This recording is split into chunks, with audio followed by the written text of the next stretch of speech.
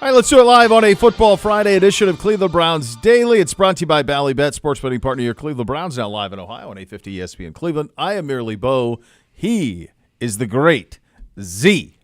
Call us clairvoyants. You're welcome. Prime time Kirk Cousins. Told you. You saw it. You hopefully get rich, kids. We're back. We're back, baby. We're back, and we can't be stopped.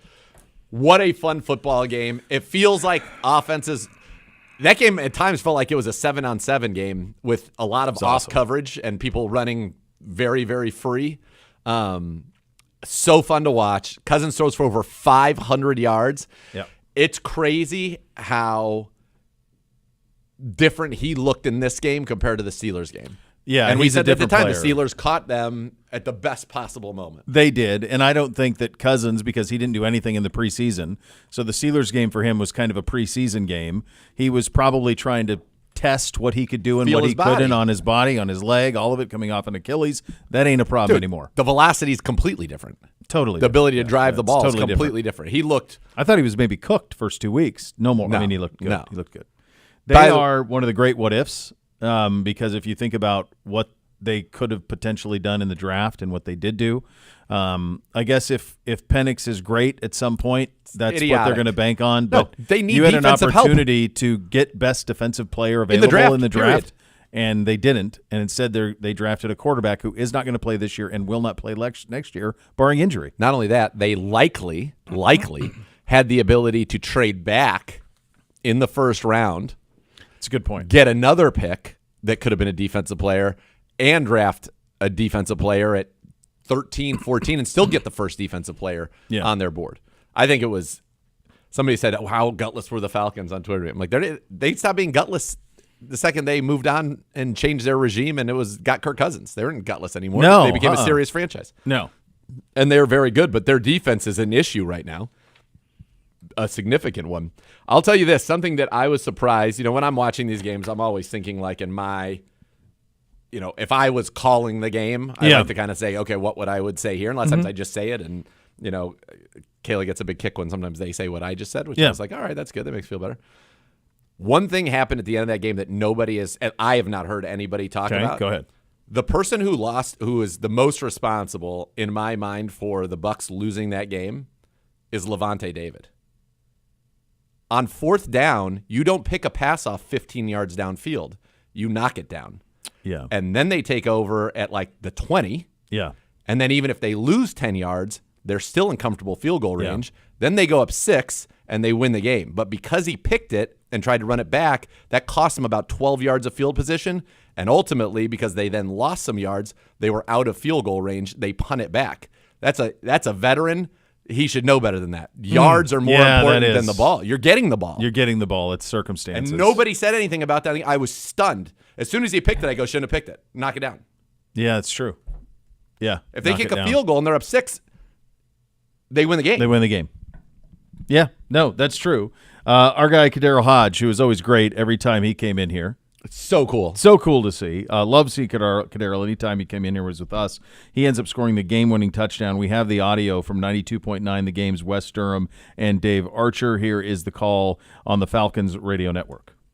Cousins, and they're going to gun it, and it's caught to Daryl Hodge. 35, 30, 20, 15, 10, 5, drive home safely. Oh, my goodness. Welcome to the game, Kadero. Are you serious? A walk-off for Daryl Hodge and the Falcons.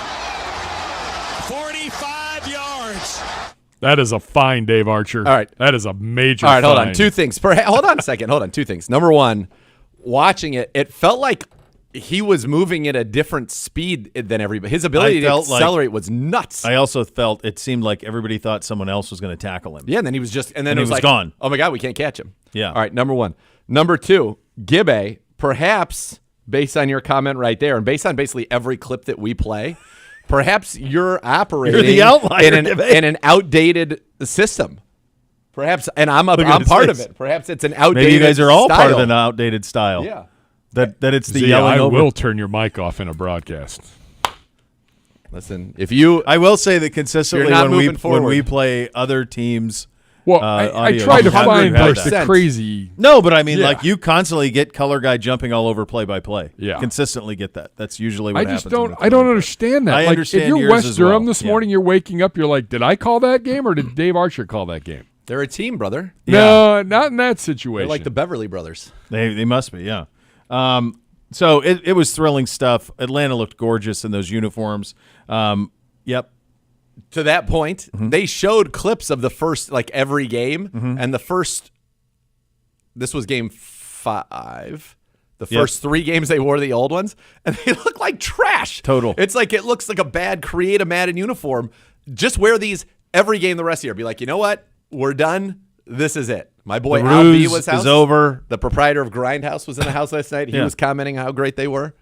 Yeah, I just think it's a shame. You and I were texting about like how that went because obviously they said, okay, we got to do some stuff where we throw back to the Dion era, and then we want another one where we throw back to the way back, like Gerald Riggs and all of that Yeah, stuff. Okay, so Bartkowski. Bartkowski, what do we do Billy here? White Shoes Johnson. Exactly. So how do There we are do nicknames this? like that. And then, well, it's because there aren't newspaper guys anymore. Yeah. Newspaper guys did the nicknames. Remember we dealt with that so good. with Jim last year. We were trying to find something for the defense, but somebody walked into a room and they had the Dion ones and they had these, and they said, "Well, we got to wear both of those, but let's try to do better than those as our primary." And that's where you screwed up.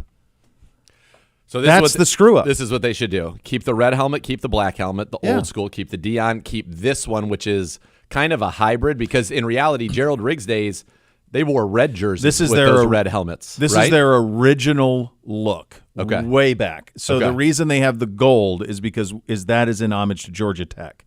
So they have Georgia and Georgia Tech represented. So there's a tiny bit of gold in the stripe, and that's what that's for. So this is their very, very original look, like way back. So keep the black helmet, keep the red helmet. Yeah. Do the Jeff George white, or you can even do the throwback white because it has a shadow box with Yeah. the red. That's really great. The Jeff George black, this black, and then George Black. and then the red. Bring back the red because they The wore red the one, they red don't have lid that. with the red With the red, with the jersey. red. Then Yeah. you're done. Done. That's it. Get rid of the They ATL. have some gradient one that they don't even wear Well, because I they think realize know it it's was a clown show. Yeah. a And Denver disaster. did the same thing this year. Denver's wearing their throwbacks this weekend. Of course, that'd be everyone's great. going to go, gosh, those are perfect. It took a lot for the people in this organization to, when we redid the uniforms, to say, all right, we took a step in the wrong direction. Let's get back to who we are and just do a modern version of an iconic look. And it wins. It wins every time. every time. Yeah, it is. It's just the way that it One other thing from the game last night that I thought was wild.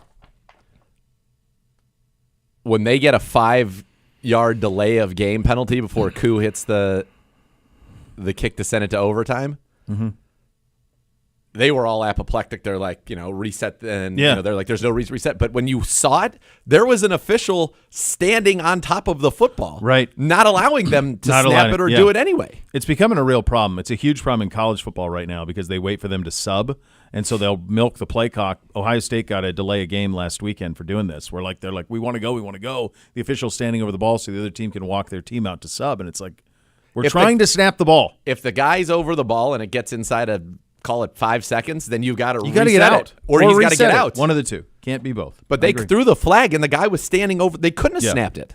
I also thought it was a great end of. I know people are all over my guy Al for his lack of emotion on some of these games, but I thought it was a classic Al call at the end. That was great. He was great. He was great. I'll say this. I also feel like he and Herbie have crossed some threshold together. I think it's the damn dog. I think it's that dog. Al likes that dog. Al likes the dog. 'Cause Yeah. there was a lot more In the beginning, they're collegial and some congeniality, as it were. I agree. I think that's a correct read out of you on that. Go ahead.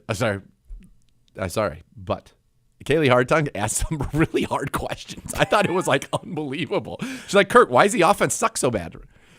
Straight up. Hey, Raheem, your offense is doing great. Why is your defense terrible? Just like John was like, whoa. Direct. Yeah, real direct. I was like, that's actually kind of refreshing. I'm like, it was good. Be something if she just did that. If that just kind of became the shtick where she just asked the direct, very, very direct. Well, that's what people are thinking. Yeah, that's what they're thinking. No one ever really does that. No. Final practice of the week is going on for us. It's going to wrap at about 1:15, so about 4 minutes from now. Practicing today, Chief, Wills, Conklin, no Jordan Hicks, no James Hudson, as we know many times from your perspective. And we'll get the final injury report around 1:20 today. It's the Friday practice you try to pay attention to. Yeah, and I think it's a very good sign for the Browns that Chief, Wills, and Conklin are practicing. And that says to me that it is very likely that you will have all of them available. Now, when I say that, things change on Saturdays. As Jack Conklin hurt his hamstring on a Saturday. Sure. So things can change in the they call it a mock game that they do prior to boarding the plane.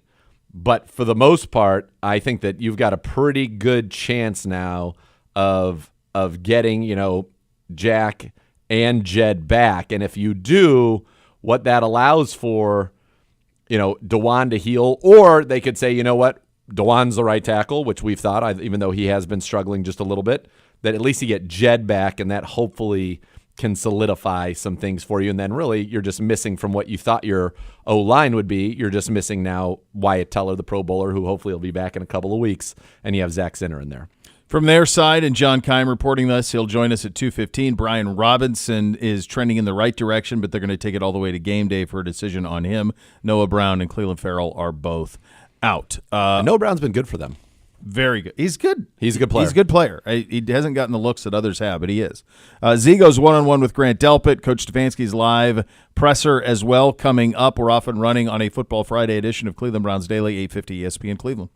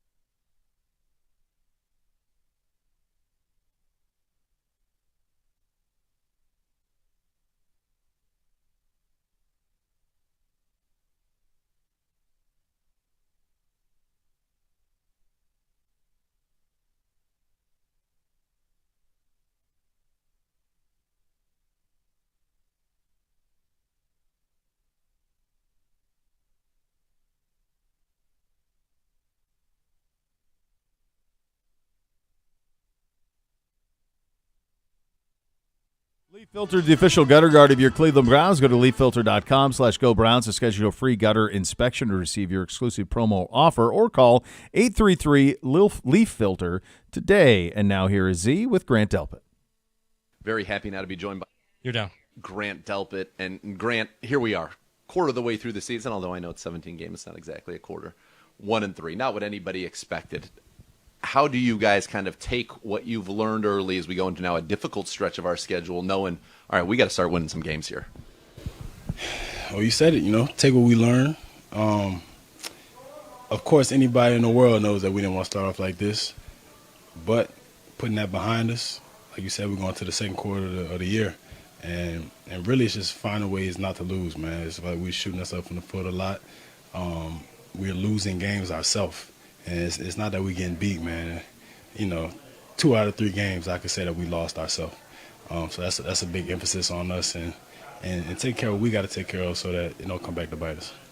From the defensive standpoint, this year it's been stretches of the absolute dominance you guys showed last year as the number one defense, and then also some teams have had some very long drives against you. When you guys kind of go back and watch, what's the difference between when you guys are 3 and out in them and when teams are able to kind of put together those 13, 14, 15 play drives? First half, man, we got to start. You look back at the games, our second half defense is amazing. But that also has a lot to do with our emotions and keeping our emotions in check. Focus on what we doing so that we can put the offense in the best spot. We kind of can go up and down at times. It's not us. We play attack, step or get stepped on defense, man, and that's what we got to continue doing. When you look at what you've been able to do, playing kind of, I would say it's a hybrid role. I know you're a safety and all that, but I asked JOK last week, and he's like, oh, yeah, Grant's a linebacker. You're playing in the box a lot, making plays behind the line of scrimmage. You're still a safety. You can go cover out of the slot. We've seen it. What's that kind of been like this year? It feels like maybe it just is perception, but it feels like in the box more than we've seen in recent years and making a lot of big plays behind the line of scrimmage. Yeah, a lot has to do with, Juan being out and putting her kind of rocket. And, OG can kind of do both, but, making him the most comfortable he could be. Yeah. So you've seen me take on more box role in these past couple games, but I ain't no damn linebacker, man. We gotta get 6 out of that. But, I started to feel like one, but, I got to start getting some more third level work, and, I'm doing whatever, help team defense right now. So, I'm seeing it well at the second level, and, Rocky's seeing it well at the third. So, keep pushing it like that.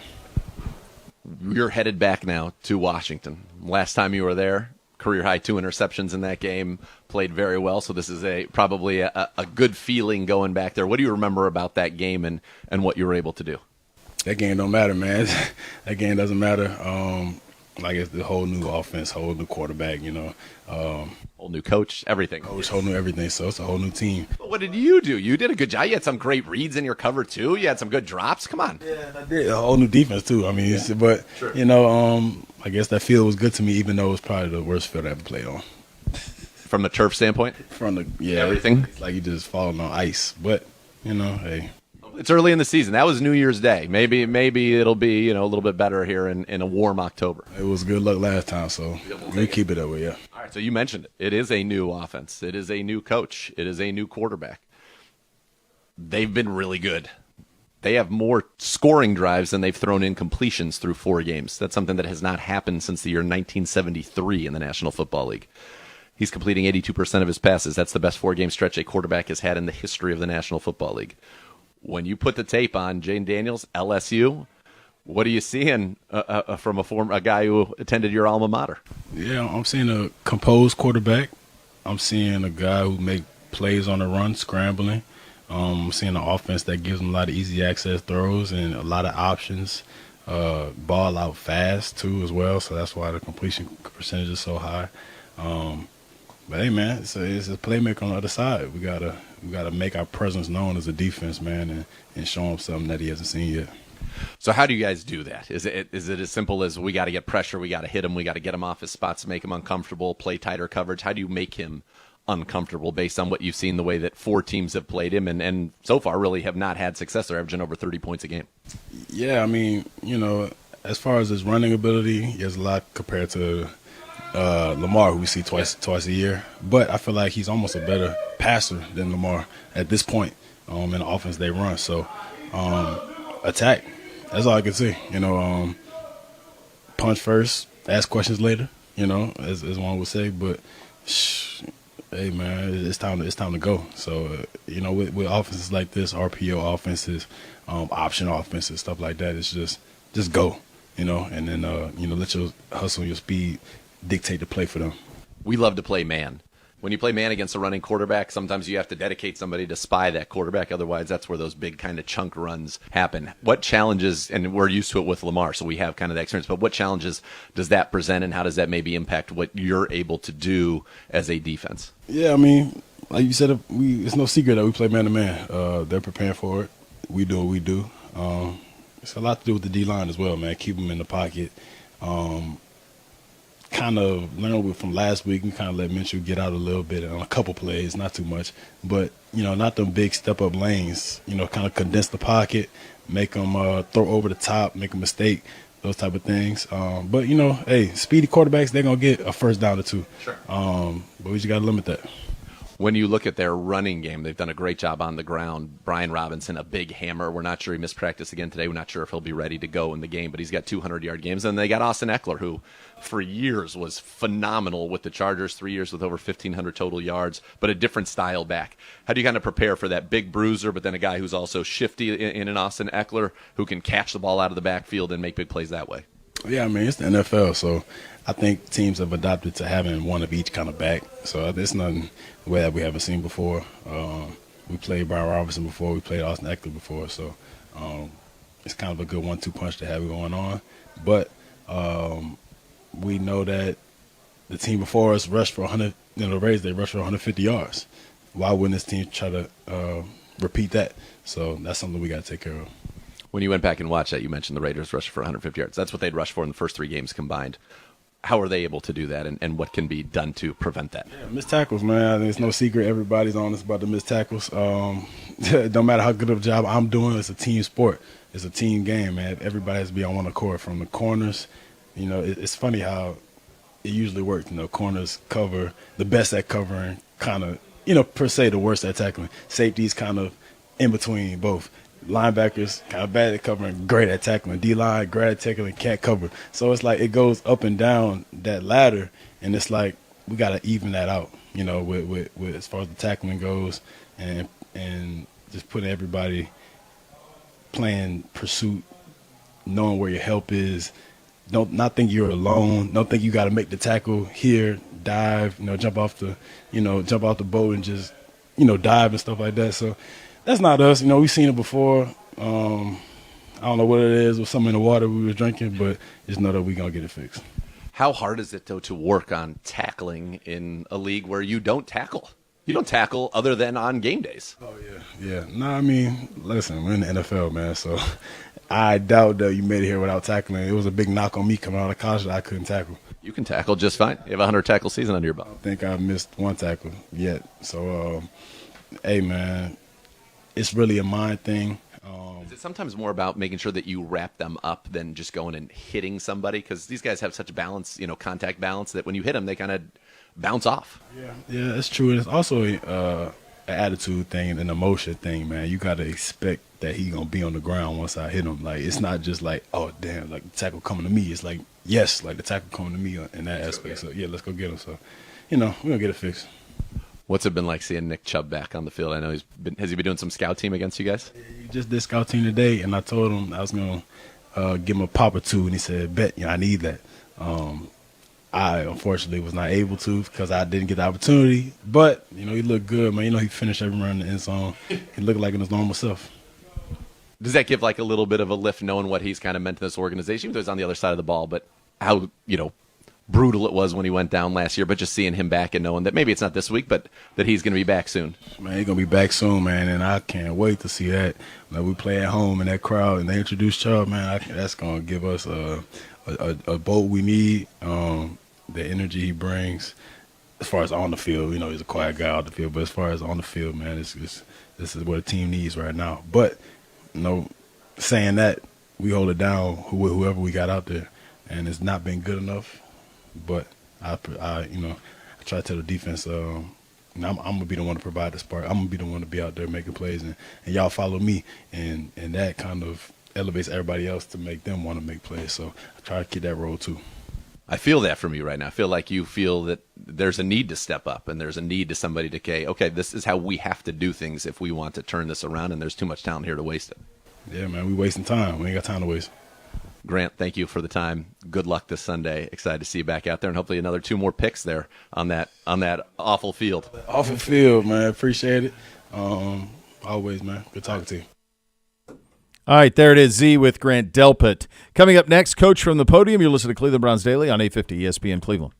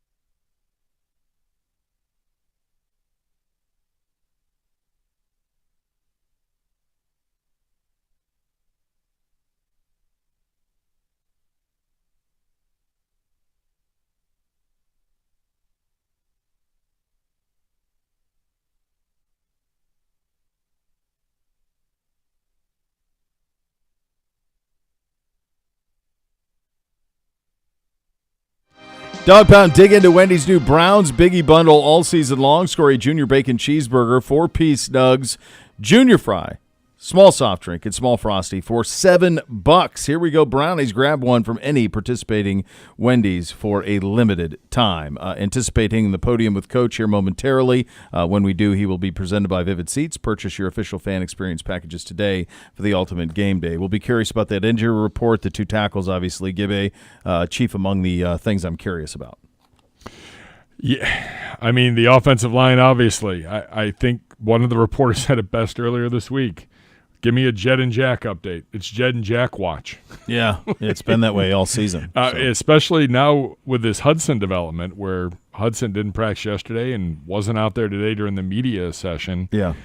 I mean, you're down some players again on that offensive line. So my hunch would be Jed and Jed and Dwan at tackle would be my guess, and Posick back at center. I would think feels so. Like it, right? I don't know. But very curious about that. And then I'm also curious just how the week went for Nick Chubb. I don't anticipate him being active or anything this week, but just I'm curious what it was like having him back out there. Yeah, so it was interesting. We asked him last night. Z asked him last night on the coaches show, like, what's it been like? And he said, to be honest with you, I'm going to be a Debbie Downer here, but I see him every day. He's in the building every day. He's like, by the way, Coach, play along. Yeah, he's doing his thing, and it's different. It's different. Nick Chubb being here every day, as we know he's been since the injury, and Nick Chubb suited up and practicing. Correct. Those are two very different things. And by the way, the fan base needed that this week. Yeah, we did. So the team. Yeah.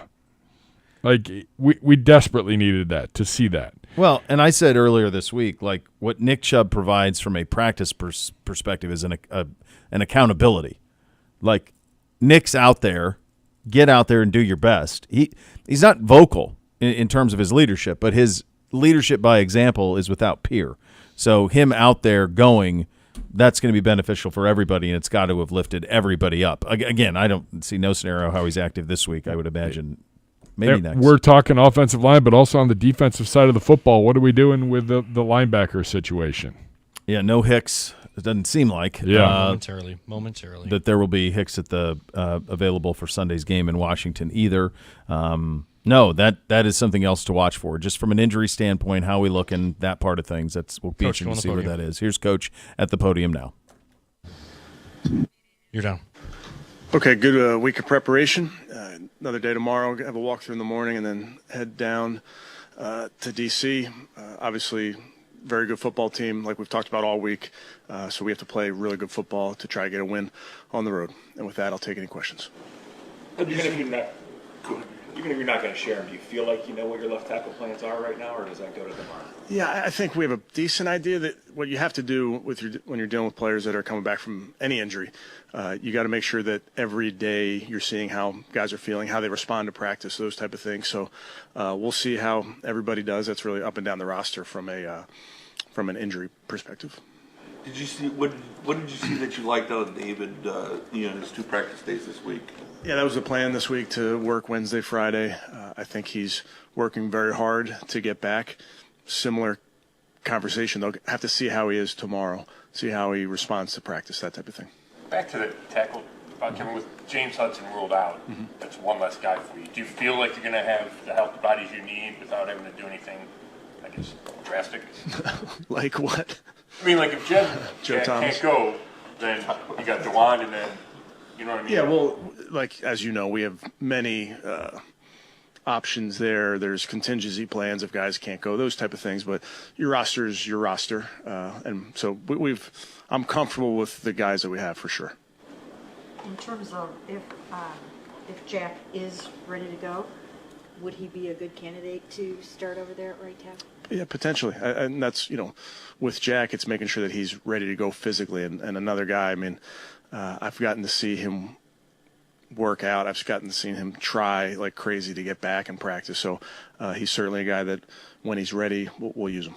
I know you ruled out Nick, but just how has he looked in these first couple practices back? Yeah, it looks like himself to me. And it's good to have him out there. It's good to have him in individual drills and then out there on the practice field, giving a look to our defense on scout team. Can't remember the last time he did that. But he looks good. Do you have a legitimate chance to play next week against Philly? Yeah, I'm not going to get into that. Nick's not going to get into that. That's not really our focus. And I understand the question, but for Nick and for us, it's let's take this day by day and make sure you're feeling how you're feeling, and then we'll progress whenever that next step is. Nick told us that Deuce's coaching style is different. We've heard that from the other backs. What do you appreciate about Deuce? Did you know him very well before that? I rooted for Deuce. Matt? Probably. Yeah, I think Deuce is a very unique person. His background, how he, playing in this league, and just he's a genuine article. He's a guy that brings energy every single day. He's a team guy all the way, and he wants the best for his guys. So he coaches them hard. Kevin, Zach, last week, first start. In the totality, how did you feel like he had performed? And again, considering Washington's defensive tackles, feel confident with him, going out there again? Another young player that's, I think, going to continue to get better with reps, with games, playing out there. So he's going to learn from every time he's out there. This is an outstanding defensive front. Obviously, those two interior players are outstanding. So it's a great challenge, but I think it's something with young players I think you learn every time you're out there. How key is it for you to have Ethan back and knowing he'll be in there for you? Yeah, very tough player. He tried to go even in that game after he was injured, but bounced back, did a nice job rehabbing, getting ready. So he's a leader for us. He does a great job organizing everything from that position. What type of losses to lose Alex Wright for the season? I mean, unbeknownst to us, he was, I guess, playing with this injury for a couple of weeks here. Yeah, disappointed for Alex. He was playing well for us, made some really big plays, none bigger than that play in Jacksonville. So disappointed for him. I know he'll bounce back. Already had the surgery. Excited for him to get back when he does. But ultimately, it's never fun when you lose a guy for a year like that. Kevin, how have you seen Pierre just kind of continue to work his way back? I know he's questionable, but how has he worked back? He's done a nice job with his rehab. Worked very hard, has stayed engaged throughout the meetings. I think that's another big part of this with our players. When they go on IR, they know they're out for a little bit, or they don't, and they know they're going to miss maybe a couple weeks, and they have to stay engaged. And I think it's really important to stay engaged mentally. So he's worked very hard to get his body ready, but he's also worked hard to, in that meeting room, understand what we're trying to do. So we'll see where it goes, but he's trending in the right direction. Are the James Hudson and Jordan Hicks injuries something that could be IR? James Hudson will go to IR. Yes. Good. James, I know, got hurt a couple weeks ago. Did he aggravate it this week? Or? He did. Yep. And then Jordan Hicks is not a candidate for IR. And then Michael Dunn, I think, questionable. If he's able to be up for you guys, what does that versatility add, especially in the uncertainty of that line? Yeah, another guy that has really been a fixture of that room for a while here, brings a great attitude, works very hard, obviously has dealt with an illness and now is getting back. So if we can get him back, he provides great leadership, plays well if he has to go in there, that type of thing. But really proud of how he's worked. Deuce told us he was just an average player, and he uses that to coach his guys. So, someone who watched Deuce. Well, what do you think about that scouting? Yeah, that's he's a better player than Scout then, because he was a great one. What have you seen out of Naheem Hines this week coming back from that? Very, similarly, I've gotten to watch Naheem and Nick and all these guys put in so many hours in the training room and then to stay engaged with the team and really make sure. And that's a hard thing to do when you're injured and you feel like you're not in it because you're not breaking the huddle with the team, that type of thing. But he certainly felt a big part of this really throughout. So I'm excited that he's getting back out there, and we'll kind of see when he's ready. What type of boost does that give you guys, having not just one guy, but multiple guys coming off this? Yeah, I think that's kind of the NFL, if you will.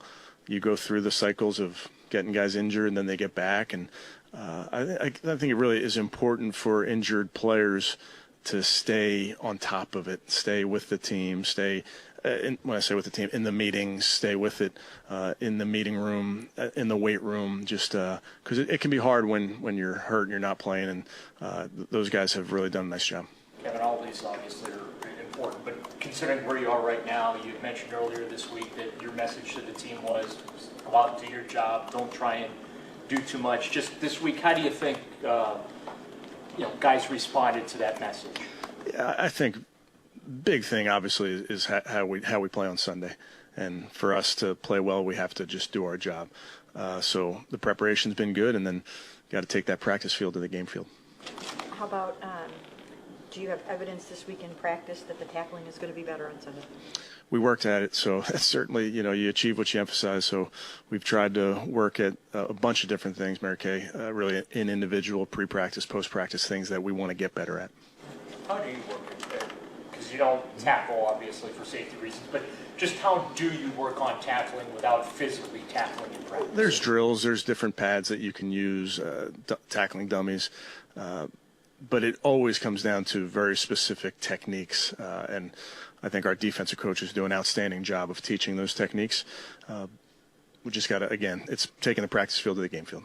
Kevin, Jim brought up Isaiah McGuire yesterday and the job he's done. I mean, obviously forcing the fumble and then that tackle on the punt return last week. Just how have you guys seen him take advantage of some opportunities he got in the offseason and translate them when he's getting these snaps? Yeah, I think it's a really good point, Ashley, because he was a guy that was here every day, took advantage of that off-season program in the weight room, at all those walkthroughs and meetings and that type of thing. So I thought he really did a nice job of taking that quote-unquote jump from being a young player to a second-year player and understanding how he fits in the scheme, how his play style fits in the scheme. So another player we talked about Zach earlier, just more reps are good for these young players.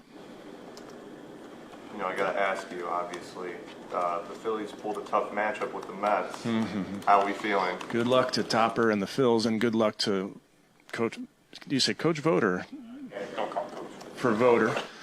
And the Guards. That would be I'll take a Guards Phillies World Series. Can I speak that into existence? That'd be a hard one for me, but I'll take it. We'll worry about that when we get there.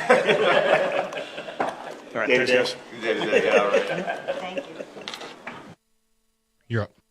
All right, there you go, Coach at the podium. Some newsy things out of that. James Hudson to IR, so that was now part of the revelations of that press conference in terms of game statuses. Conklin questionable, Dunn questionable, Chief questionable, Pierre Strong questionable, Jed Wills questionable. We'll go through the outs, and then you can go through the questionables and give me your feel on those. Nick Chubb out, Jordan Hicks out, Naheem Hines out, Hudson out, obviously with IR, and Alex Wright's done for the season. So, and what did you say Conklin? Conklin, Dunn, Chief, Strong, Wills, questionable. So good, trending in the right direction. I think I think Wills can be back at left tackle. I think DeWand at right tackle. You'll have Jack up and available, obviously, if you need him. Pierre Strong, I would assume will be back since he's returned to practice, been there all week. Chief definitely, I feel, will be back. So James Hudson on IR, that's another roster spot. So if you got Hudson and Wright on IR, there's two spots on the roster. My guess is one would be Michael Dunn. He said, did you say he's out? I said he is questionable. So I bet he will be on added to the roster. And then the other roster spot, they could just be waiting for when they elevate Nick Chubb. I don't see why you wouldn't go in with one. You'll bring somebody up for the week. Yeah. Because Nathaniel Watson's back on the roster. Tony Brown could get to the active roster. We've made so many roster moves. So many honestly, it's hard to keep track of where we are with all of it. All right, so there you go from Coach. Coming up next, we will do your overs and your unders. That, of course, was from the podium presented by Vivid Seats. Purchase your official fan experience package today for the ultimate game day. Over-unders coming up next. Cleveland Browns Daily, 850 ESPN Cleveland.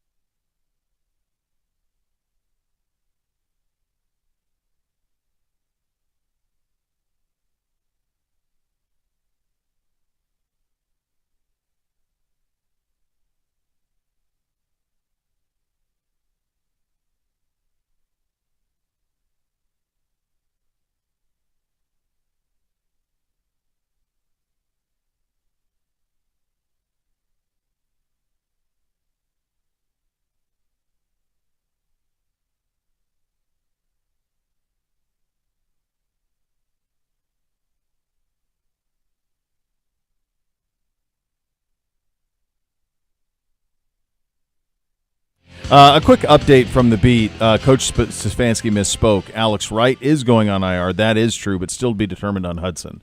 So the Browns have clarified that. It's an option, but not imminent with Hudson.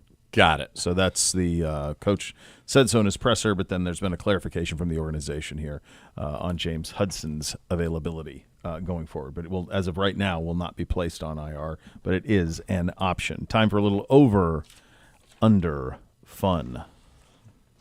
Have we? By the way, has the G-Man sussed out? I don't know. He's your employee. We started to do that, and it got lost in the we were shuffle. on the It's opposite me. side of that. I don't know what to do with it. What do you want me to do with it? We were on the opposite side of that one because you had. I remember I said, G-Man, go listen. Find what poured it in the show He's in the yesterday. locker room.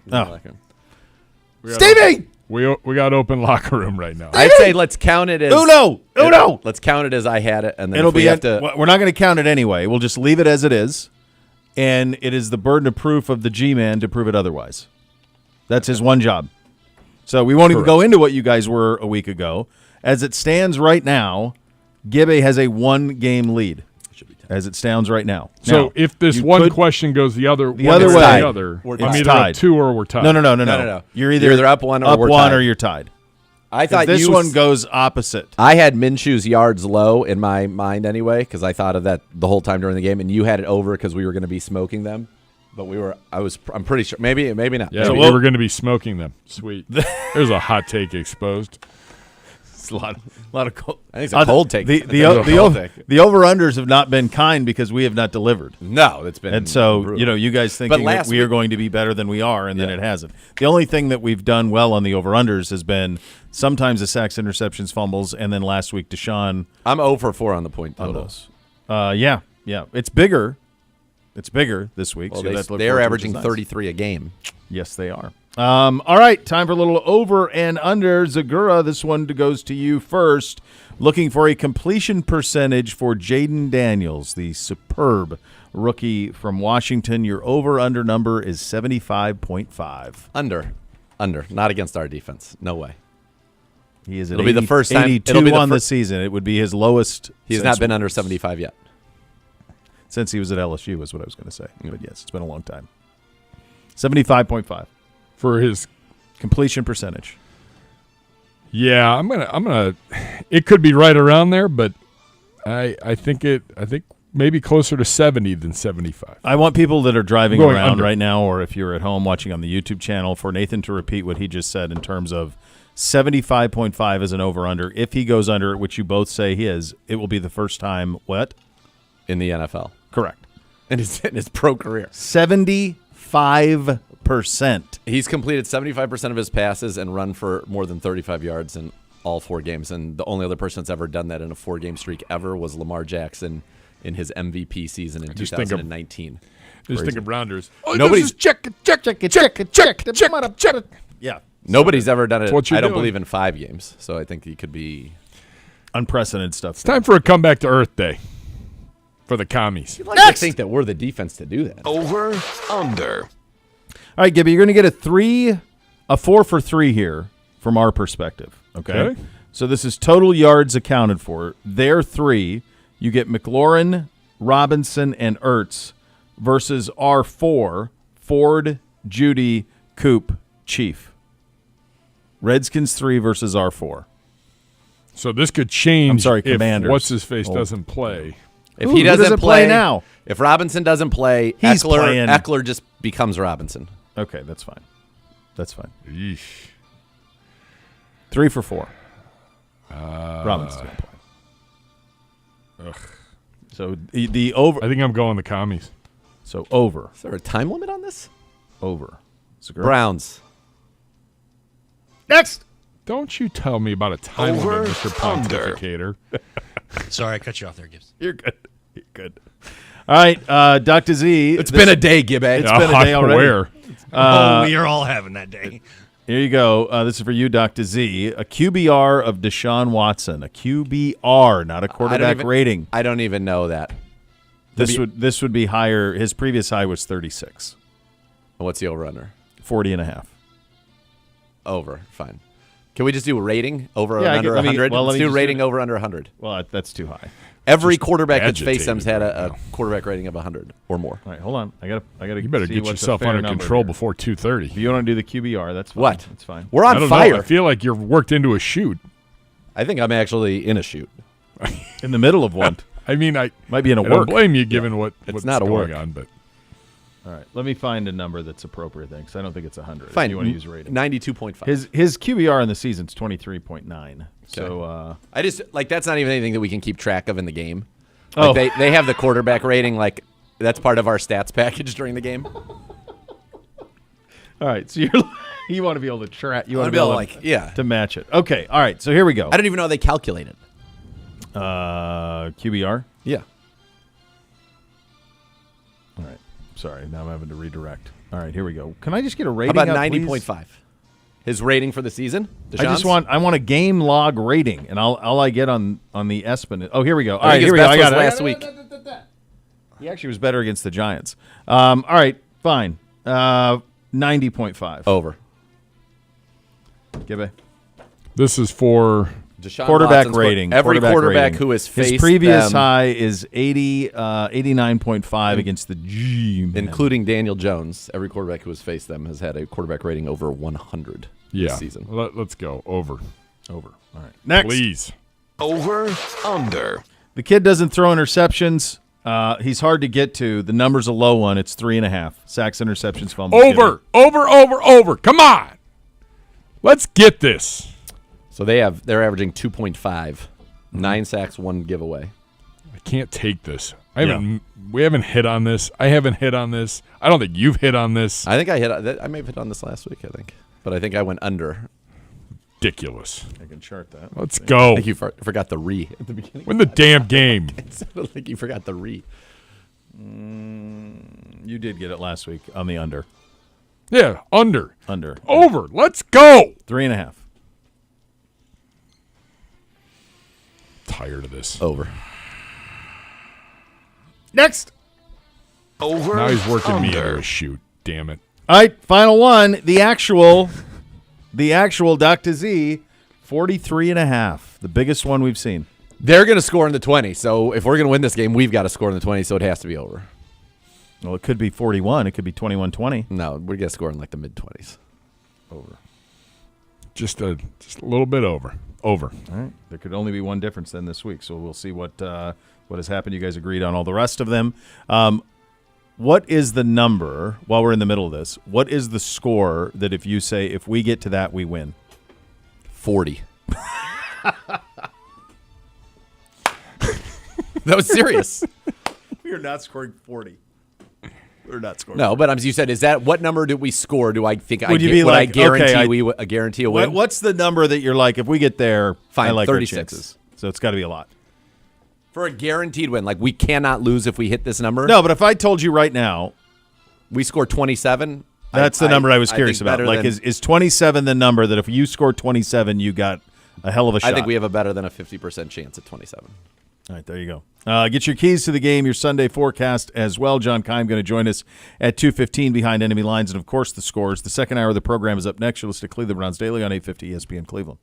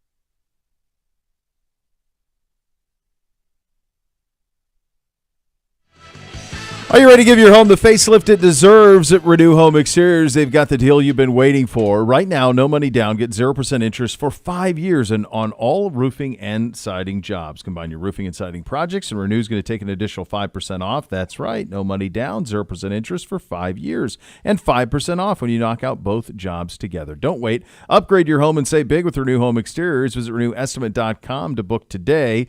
Renew Home Exteriors. Superior products and superior service. Did you see Devontae Adams' social media post? So he is on the market, being peddled, and he tweeted a picture of Edgar Allan Poe.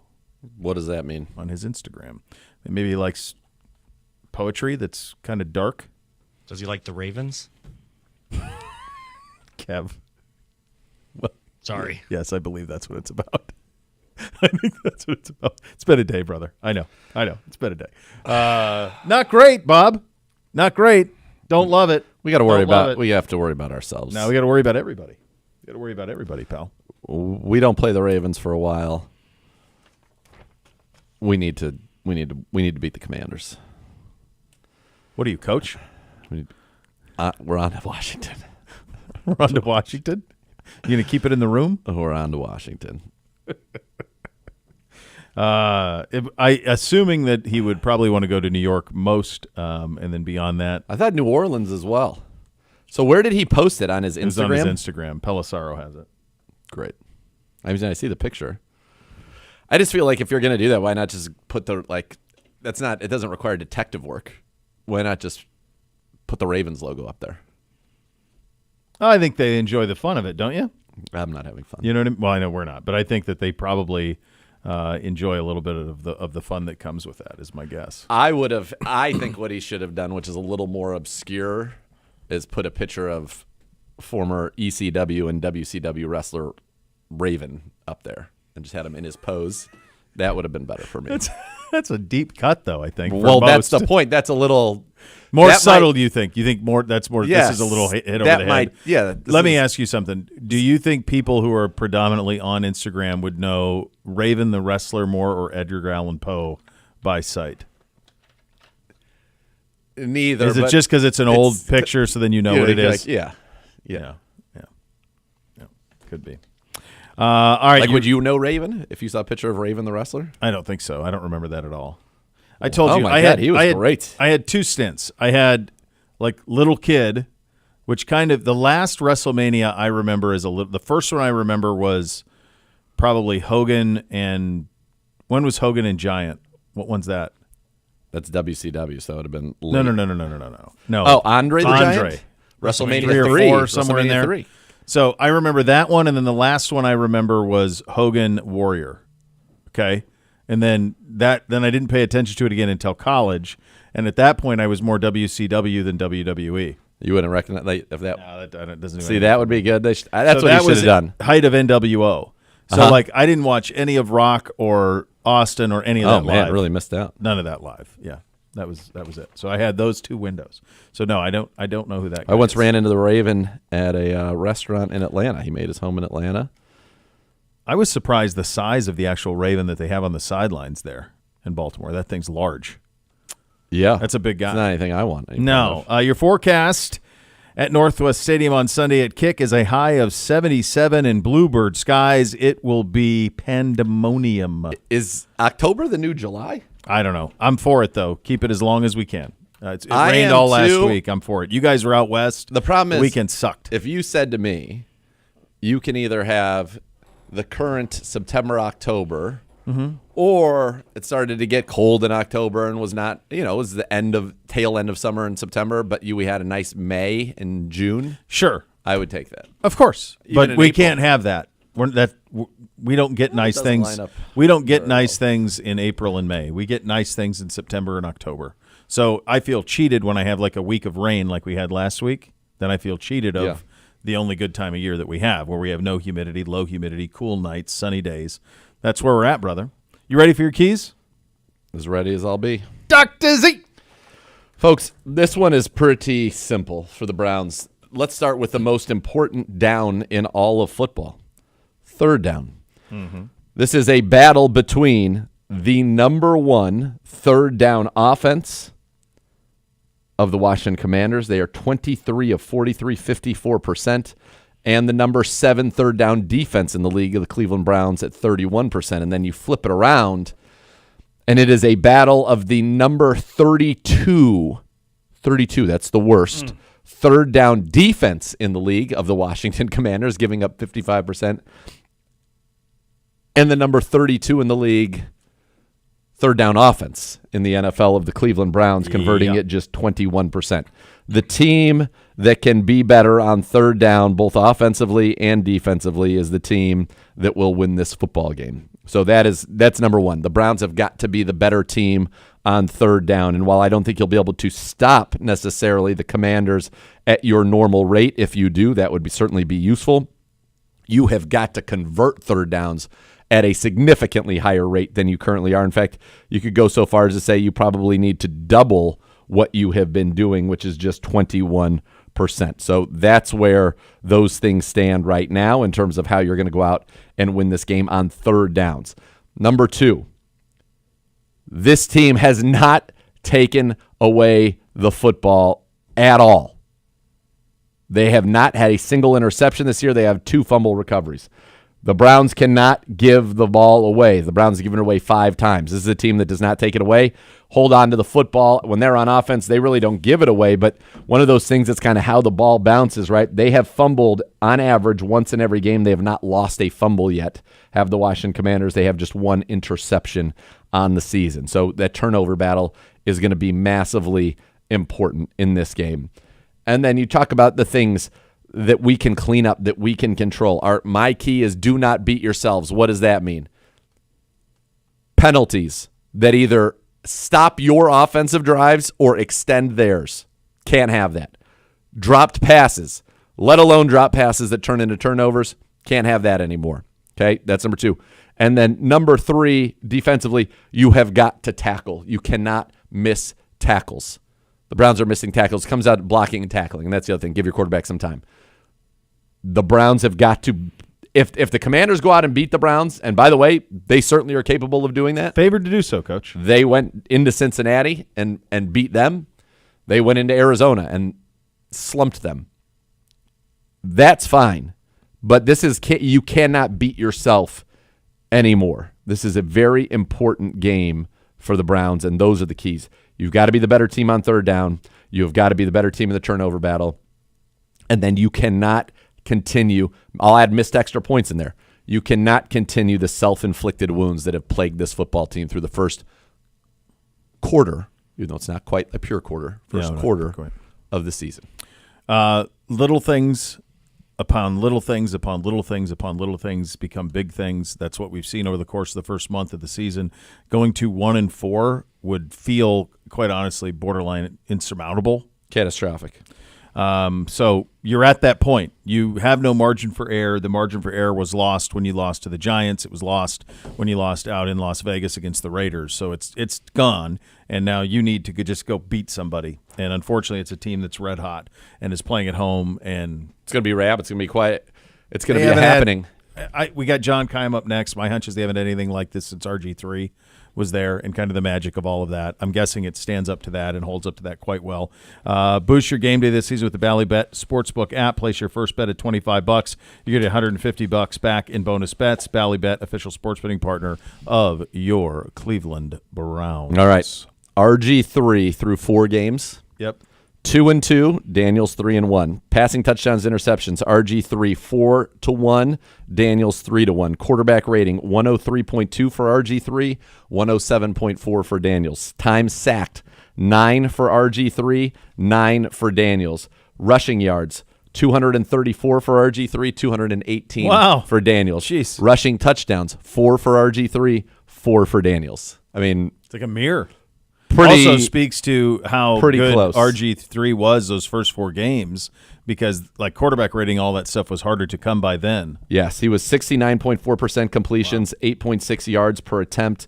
Daniels 82.1, 8.5 yards per attempt. Obviously, that year RG3 was the Rookie of the Year. He led the Washington Commanders, then the Washington Redskins, to the NFC East title that season. There you go. Jaden Daniels trying to do the same thing. John Keim was there for both That and this. He'll join us coming up next behind enemy lines. You're listening to Cleveland Browns Daily on 850 ESPN Cleveland.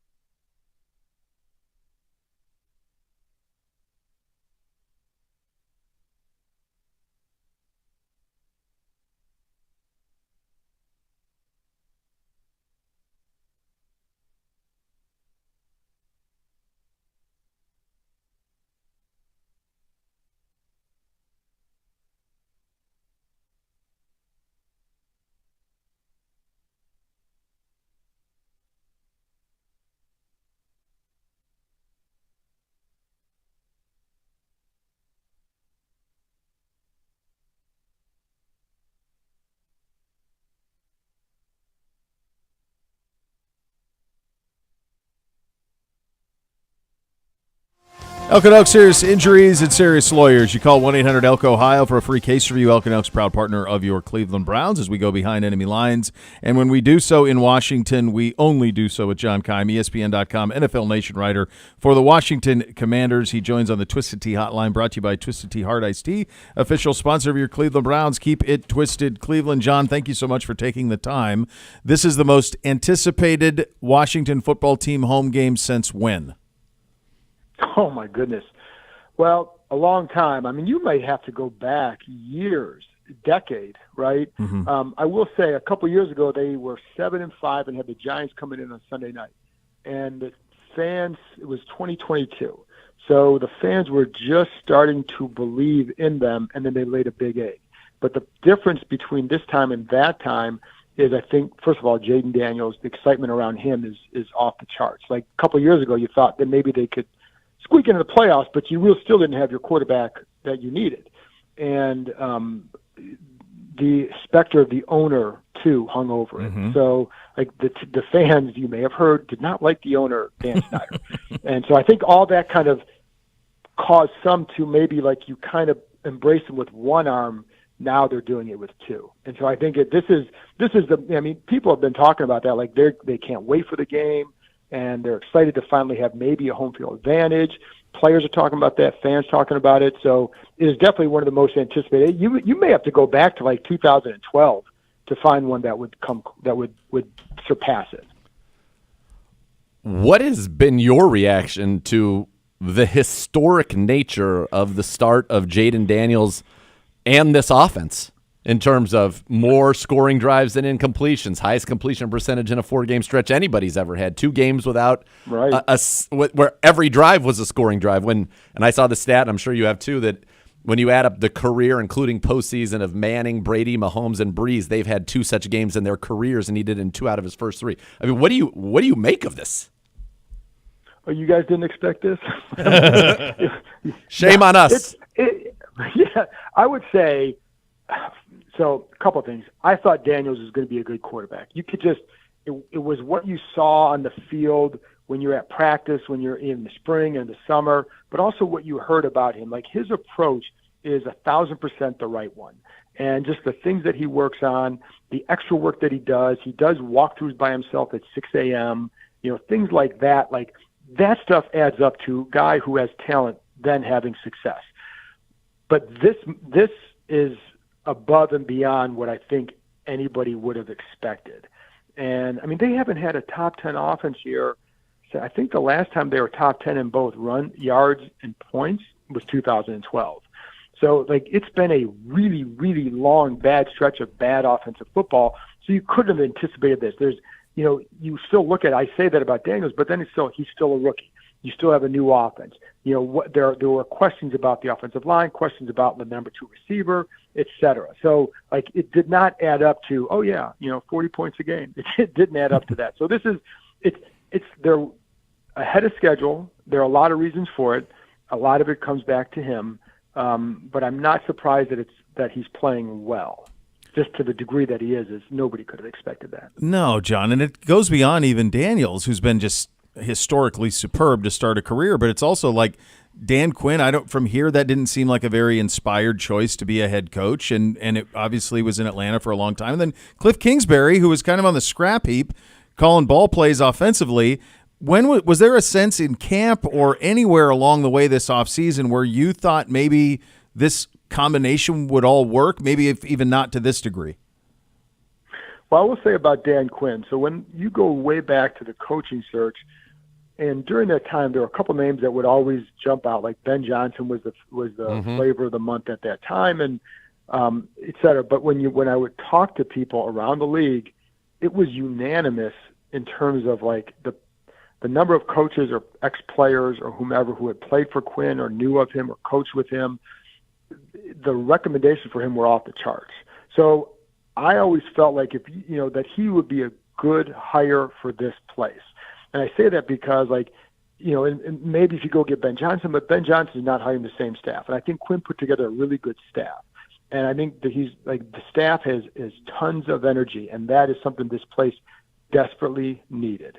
And so I think it starts there, right? And then again, like I say that, you still got to get the right quarterback. So you could have all this stuff going on. If you don't have Jaden Daniels, I don't think, we're not having the same conversation.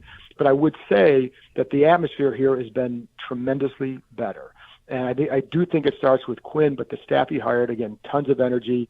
So you could see that, and the players would talk about that a lot. And the players who have been here for a few years would talk about that a lot. So, you knew that was an improvement. But again, that's all good. And I felt like for the long-term success of the organization, there were good signs like that, but you just didn't know would it happen early. And as far as Kingsbury goes, yeah, there were questions about him too, because again, when you talk to people, the whole thing was there are some people who felt like, is his offense, complex enough to evolve, right, over time? And that still has to be answered.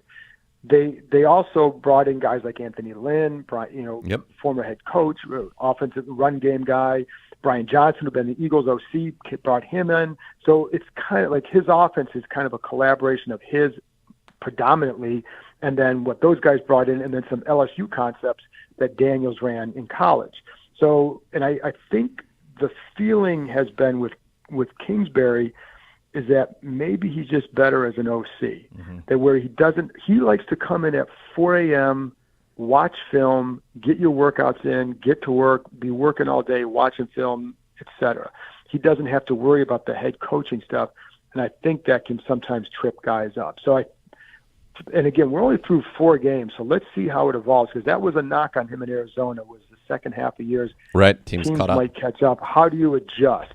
So that's going to be the big key here, is that they haven't the Browns have a good defense, and then they face the Ravens the next week. So it's going to be the 2 good tests for this offense to see where are they at for sure, and then how do they evolve as more teams get film on them.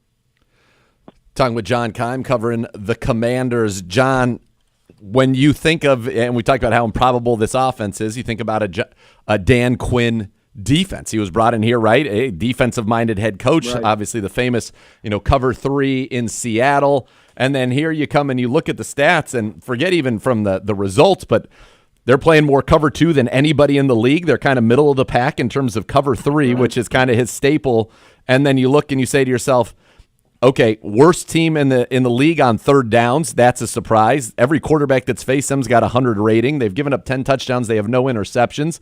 And yet there is a lot of talent. Allen and Daron Payne, obviously the Pro Bowl defensive tackles. Dorrance Armstrong's playing great. You got Wagner and Luvu at the second level. They brought in Jeremy Chin. What's not clicking for this defense, which is, I think, probably the surprise is, the offense is so good, but also that the defense is struggling the way that it is. To the degree it is, yeah. And there are a couple of things. Quinn went from the cover 3 in Seattle and in Atlanta, and then he evolved in Dallas and used a lot more too high, right? Yep. And part of that now is you're giving up. Now they started playing a little bit more, even last week against the Cardinals, where you want to take away the explosive plays. And that's part of the aim. And so, having said that, they've given up a couple. They've given up a few. But it's usually when they go, like at Bengals, they gave up 2 touchdowns.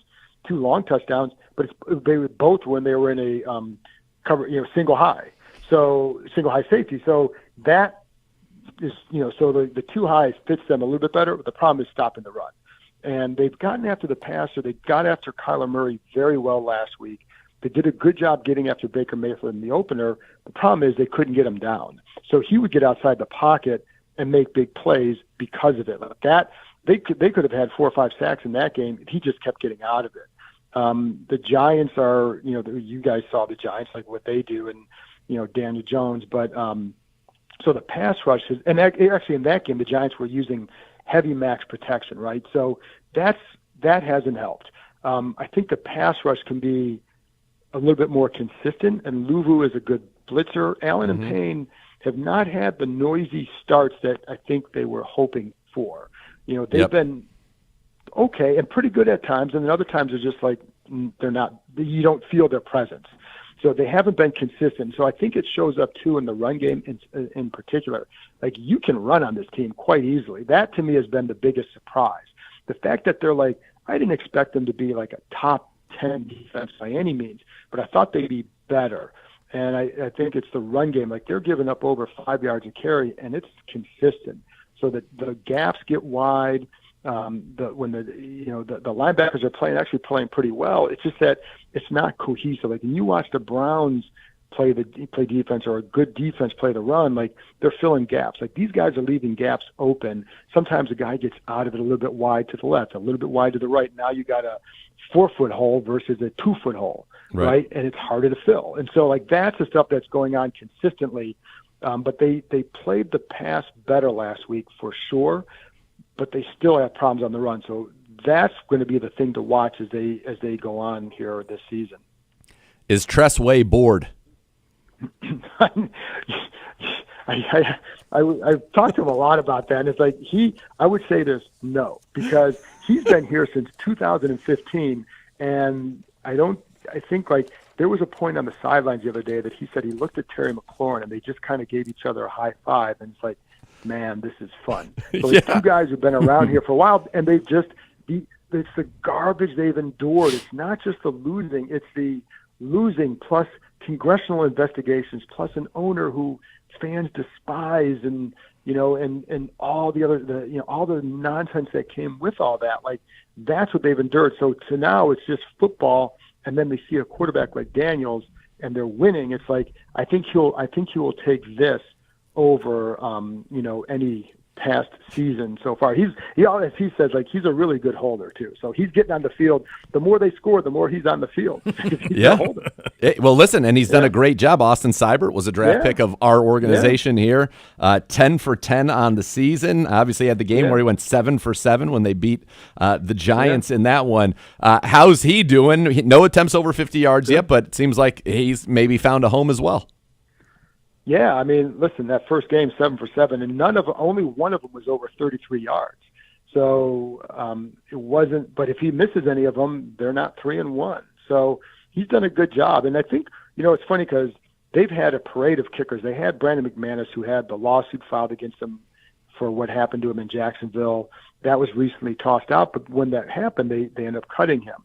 And they've had, I think. Seibert is the 5th guy they brought in this offseason, including McManus. And Kate York obviously was here for a week. And I think people in Cleveland know how that would go because they saw it there. But Seibert's been good, been steady. And again, one thing that helps, and this is one thing I asked Tress Way about because, you've had to adjust all these kickers. He said the thing that helps him the most is the long snapper, Tyler Ott, is really consistent. So that allows them to feel, for him to go from one kicker to another without feeling like you have this great big adjustment period because the snaps are so consistent.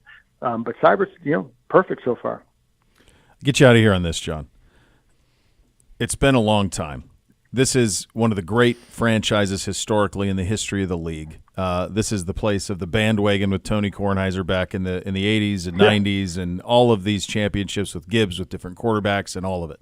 And obviously you don't have a rooting interest, right? I mean, you're covering something impartial. But is it fun, again, to be able to have an exciting team to talk about? It's been a long time for that fan base.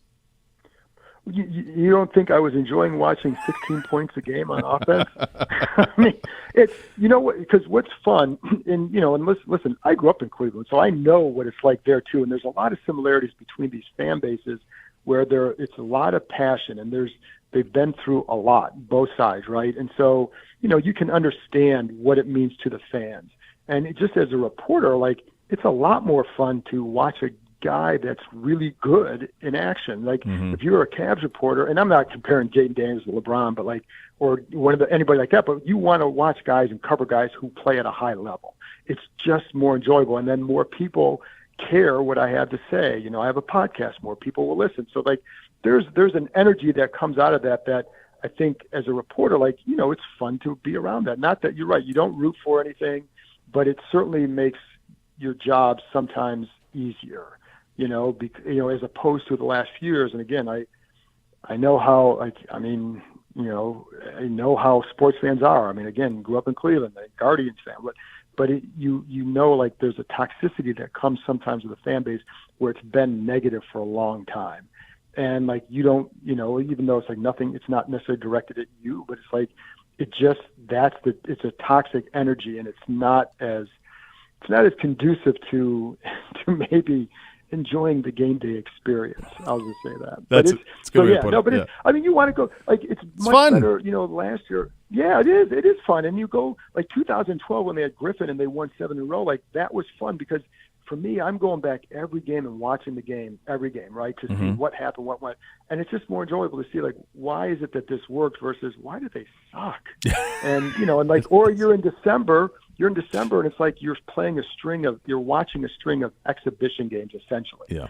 And the story is about, where are they going to draft? And so, yes, this, it may take me some time to get used to if they keep winning. We're only talking 4 games now. Sure, yeah. But if they keep winning, if they keep this up, it may take a little bit of a while to adjust to writing different phrases.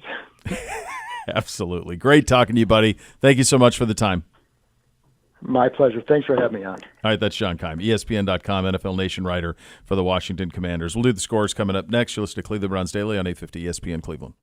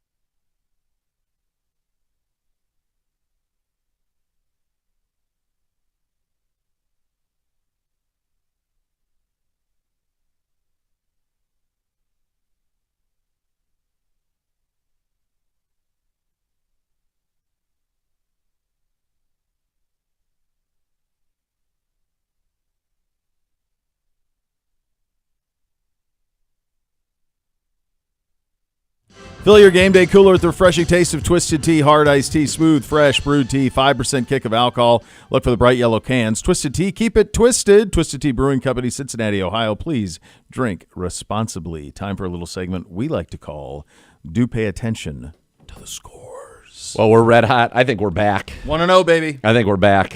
Primetime Kirk called it. We're back. Crushed it. Gibbe, do you think we're back? Hello, Gibbe. I'll wait for From the start of the 2023 season, we are a combined 76 games over 500. So that feels pretty good to me. Wait for what? What? What'd you say? I said from the start of the 2023 season through week 4 and 1 game of the 2024 season, we are a combined 76 games over 500. What have you done for me lately, the people want to say? 76 games well, over let's 500. try to send some kids to private school. Well, we did. I mean, last night, Primetime Kirk, we called it. We weren't even sweating when Young Wei Koo had to make a 58-yarder. No sweat. Time expired. No sweat. Too easy. Never a doubt. Not here. So what was the record this past week? Bo was Come on, 9. sometimes you got to just. Bo was 9-7. Okay, that's a winning record. And I was 7-9. That's not a winning record. Look, just be glass half full for us. 76 games over was 500. You had a winning record for the season. But for the season, I think less bad. You're less bad than me. I'm bad for the season. Yeah, you're right there. We got to stack a couple together here. Get back in the good graces. Let's go. Well, I mean, I We felt just need like Z had a good week on 10 and guessing 4. the scores. Yeah, I hope did. So maybe that's a maybe it thing translates. A to come harbinger. here. A harbinger of things to That's come. it. I can't remember the I big gotcha. words. It's Friday, and I got a million other things on my plate. Same, Gibby, same. Big plate. Yeah. Here we go. Week 5 in the National Football League. Hard to believe. Week 5 already. Bye weeks have officially begun. We kick things off by going across the pond. 9:30 a.m. Sunday morning. The New York Football Jets, 2-2. Aaron Rodgers says everything's good with his head coach. Sure it is, buddy. Jets going on to the one of 2 unbeatens left in the National Football League. The Minnesota Vikings, 4-0. Bo Bishop, you start us off this All right, week. brother. Look, I think there's real problems in New York. I think Rodgers, with his lower body, does not have the escapability that he used to. So that juxtaposed to their problems up front leads to him running for his life. I think Minnesota actually is just good. I don't think there's anything more to it. I like Minnesota across the pond winning relatively comfortably 27-20. Zagura. Same. I like they've opened the practice window on TJ Hawkinson. They got Aaron Jones running well. Darnold's playing well. Justin Jefferson has been good. Justin Jefferson, this is the no offense, I'm not Garrett Wilson. Remember that when they asked how the Niners are going to cover him, and then he ripped off, I think, a 99-yard touchdown against the Niners? I do think this is going to be a big Garrett Wilson game. Normally when you complain, and he complained not only loudly but with great specificity in his complaints for the lack of diversity in his route tree and all of those things, I think he will get the football, but it's not going to be enough. I think it could be close, but I still like Minnesota 27-23. Same. Back on the mainland and a huge tilt in the AFC North. The Ratbirds on the road in northern Kentucky visiting the Bengals. Cincinnati hosting Baltimore. Zagura. This is a tough one here for me. I do think I need a tie. How about that? I do think Baltimore is the better team, but I like the way that Cincinnati's playing offense, and if there's an Achilles heel with the Ravens, it's their ability to handle the pass. I think the Bengals get it right here. I think they are a feisty home dog. Bengals 31, Ravens 28 in a shootout in Cincinnati. I see it exactly the same. Cincinnati's actually been really good through the air for 3 weeks in a row. They've had it humming in the passing game, and I think they make some plays in this one. I think this is a little overreaction to what Baltimore did on Sunday Night Football. The fact that they're a home dog, and it's a must. Like Cincinnati can't go to 1-4; they're cooked at 1-4. So I think they win at home too. I like the Bengals winning this one. Very similar to you, 35-31.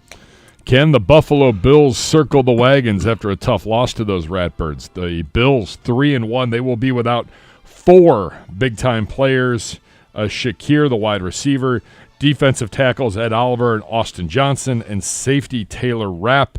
Buffalo headed to Houston. No Joe Mixon, more than likely, for the Texans. Bo Bishop. I would not want a whole lot. I don't have a whole lot of interest in this game if this were if it was my real hard-earned. I'll tell you what.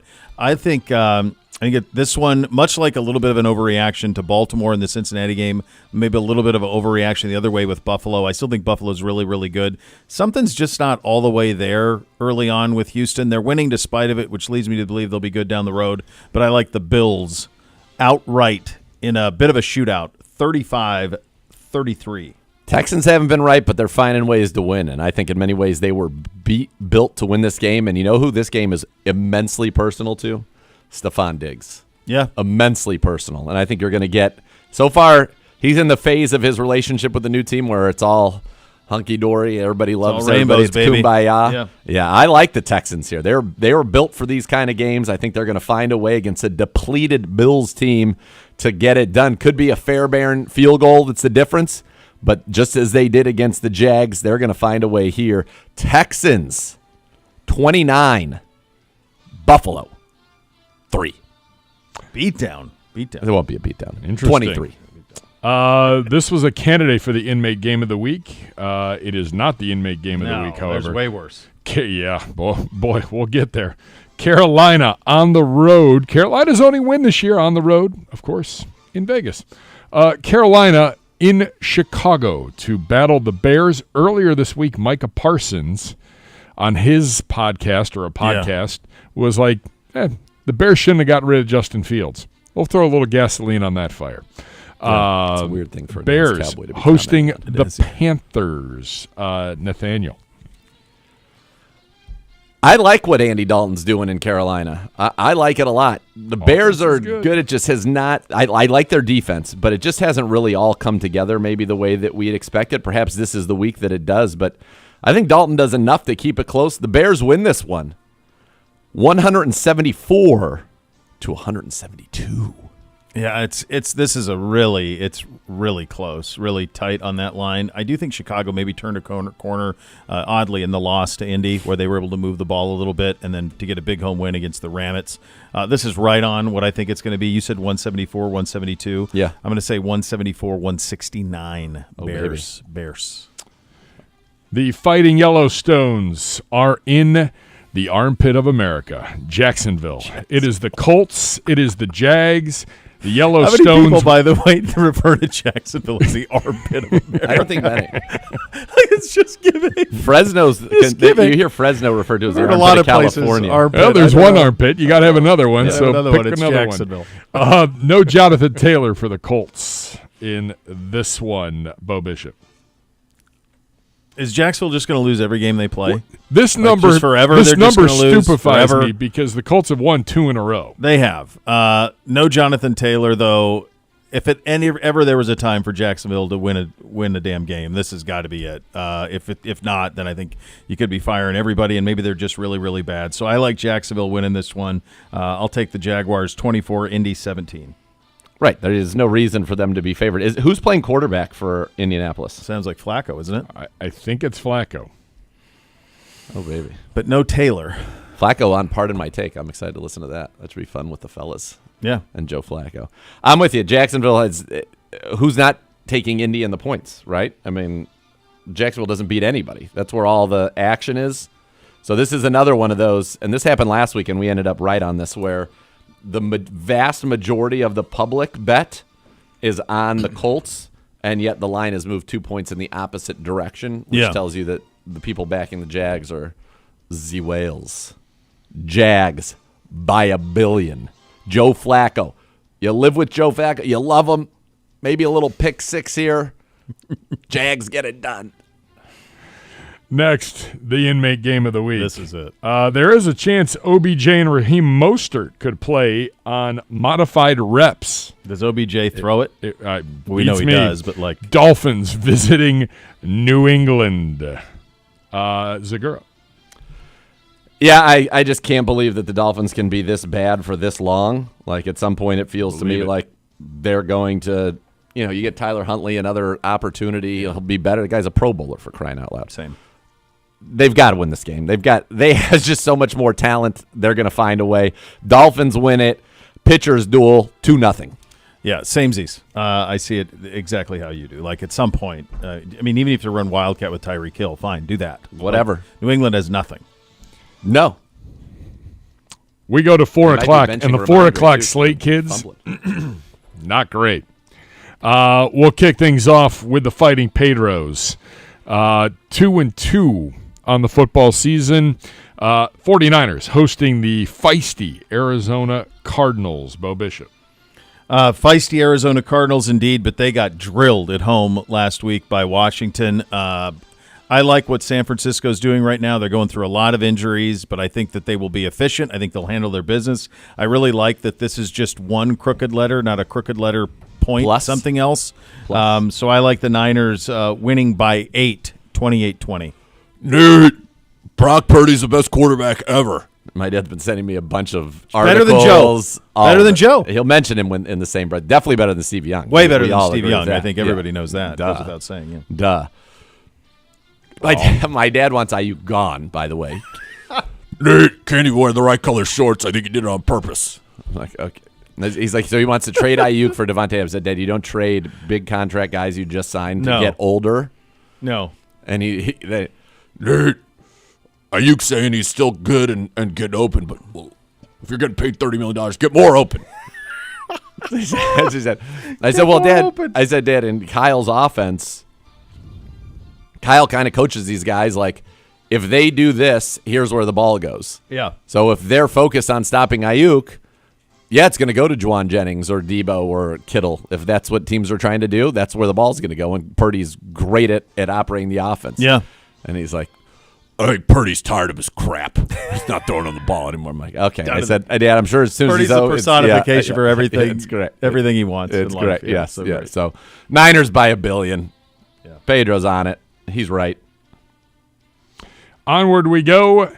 This was a candidate for the inmate game of the week. Denver. The Broncos have won 2 in a row. They're 2-2. Vegas coming off that win over the Browns. Vegas visiting the Mile High City. Nathan. This Denver team is god-awful on offense, but one thing you can do is run on the Raiders, so I think you're going to get a lot of Javonte Adams in here. I think they've got more talent with Davante Adams out, and they've got a very good defense. Yeah, Surtain's unbelievable. A very good defense. Yep. He's an eraser, and they can decide who they want to erase. My guess is it'll be Trey Tucker, maybe. I think Denver wins this one. Vegas is not good. I know we lost to them, which is painful. Yeah. But Denver is pretty good. Denver, another pitcher's duel, 4-0. Yeah, I'm going to go 6-1 on this one. Denver 6, Raiders 1. By the way, Denver wearing those unis, the throwback Mecklenburgs, those are gorgeous. Oh, man, how can they lose in those camps? Go in the Mecklenburgs. It feels like that's going to be a beautiful uniform game, by the way. That'll be good. Yep. That'll look great. We got to go rapid fire here now. I'm assuming this is America's game of the week. I'm not sure from the 4 o'clock standpoint. Packers visiting Arizona. Ramit. Green Bay should not have played Jordan Love last week, but because they did, this goes much smoother this week. I like Green Bay winning by a couple of scores. Jaden Reed, household name, Green Bay by $1 billion, slumping. Ram it. By the way, I think this is Nance and Romo. They're Probably. doing NFC, which is that's what they used to do. Oh, no, you're right. Correct. You're right. Nance and Romo are going up against Brady and their crew. Oh, that's right. It's a weird setup. Huh? Why wouldn't they have just put Buffalo and Houston or Cincinnati and Baltimore at 425? That would have done it. That would have done it. Yeah. G-Men visiting Seattle. Nathan. Seahawks play a fun brand of football, but I think that was they played Monday night. Yeah. A little bit of a short week. Malik Neighbors out, concussion. Seahawks by $1 billion. 90. Seahawks, never mind. By 90. Jackson Smith Sprint. and Jigba. Sprint. Big game. Big, huge. Sunday night foosball. It is the Dallas Cowboys visiting the land of hot dog water. The Squealers. You're home away from home. The Cowboys. Yeah. Shut Peepaw. your mouth. Pittsburgh Peepaw. Pittsburgh Peepaw. Loves it. Get yourself some nachos. Both can go straight to hell. Get some Pittsburgh nachos. Peepaw. Burn. Yeah, Pittsburgh Peepaw is the best. Maybe some Pinot on Not They call helping them. you They at call all. them Triple P. Triple P. Pittsburgh Peepaw. PQ. How about a score, gentlemen? I'll be damned if I'm going to pick Pittsburgh to win. I don't even care if I believe that potentially they could. Go Cowboys. Let's go. Come Cowboys on. straight up victors. Let's go. Win for America. Turn that renegade down. So much more to come, including our score coming up next. You're listening to Cleveland Browns Daily on 850 ESPN Cleveland.